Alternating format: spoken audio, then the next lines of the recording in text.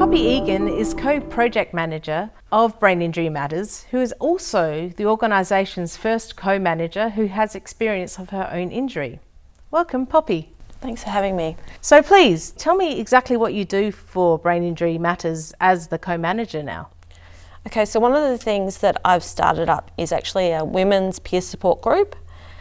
Now, women within the brain injury field can often sort of be not overlooked, but they're kind of quite marginalised because typically, as you'd be aware, there's more men have brain injury than women. Mm-hmm. And so one of the other people within the organisation alerted me to the fact that often women don't attend peer groups because they're so male dominated. So I made it my mission to sort of start a women's group, and we meet monthly.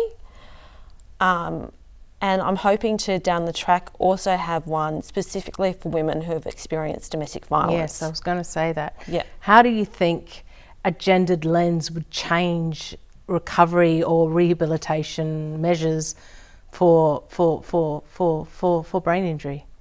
Oh, look, I think it would really help women a lot, because I think the thing about being a woman with brain injury is that, like, for me, like, I've got kids, and so my injury, you know, I can't stop caring for my kids. It's not like I can just go, oh, well, I'm just going to leave my kids to kind of fend for themselves.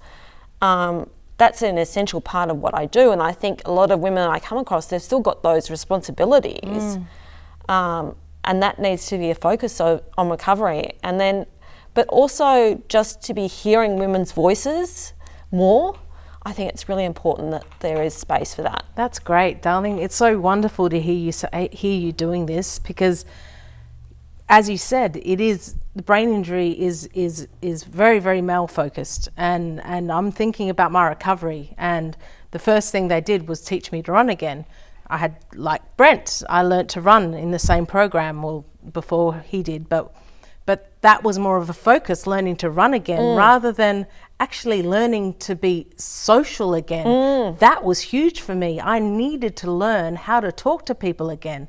I needed to learn how to be somebody in society, and I didn't see that focused at all in brain injury, in recovery. And I really think a gendered lens would change the way that things are approached. Do you agree? Oh, I totally agree, because I mean, as women, I think we're communicators, and we really get our energy from being with other women, and being in communities are really important. Mm-hmm.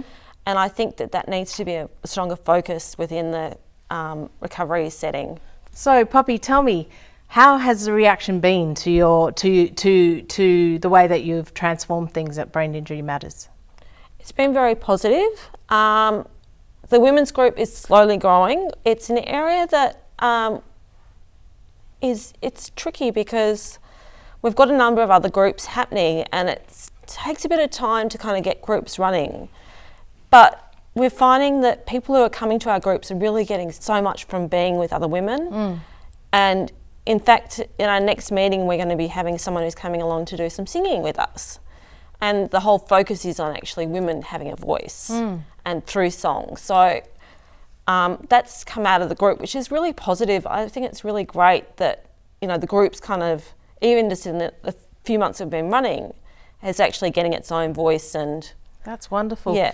Do you have a large range of severity of injuries with present in the group? Oh, definitely. And our membership sort of fluctuates. Like, you know, some months I should say, because we only meet monthly at this stage, you know, there might be a few people coming along with brain injuries or a car accident, but then we've got people who've had injuries as a result of stroke, like myself. Mm-hmm. And there's all ranges of severity, like, you know, people with hearing impairments, visual impairments, to mobility issues, different ages and different levels of cognition, I guess, and sort of abilities, different abilities. Yeah, definitely. Yeah. So obviously you must hear from people. What type of feedback do you get from the programs, about the programs? One of the women who I recently spoke to said that it really was quite transformative for her, that she was otherwise living by herself and was quite isolated. And so this kind of gave her space to meet other women and actually start to have some friendships. Yeah, that's so important. Yeah, it's so, so important. And especially being able to meet peers who not only are women, but are women that have experienced brain injury. So there's that level of understanding that you don't get from wider society.